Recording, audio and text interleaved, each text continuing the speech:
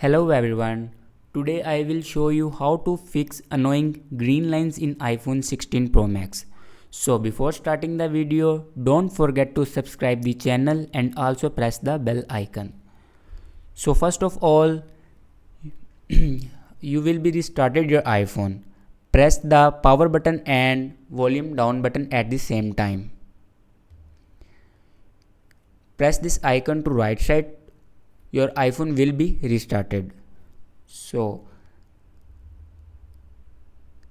if the green lines are annoying, so go to settings and press general and scroll down and go to reset iPhone. Reset all settings and enter your passcode here. Reset all settings. It will be reset all your settings. It will never destroy your any mobile data.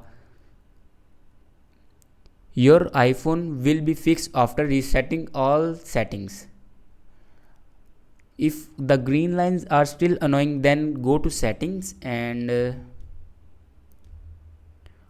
click on general and go open software update. If your iPhone will be latest update, if it doesn't update, then update it. Thanks for watching this video. I hope you like this video.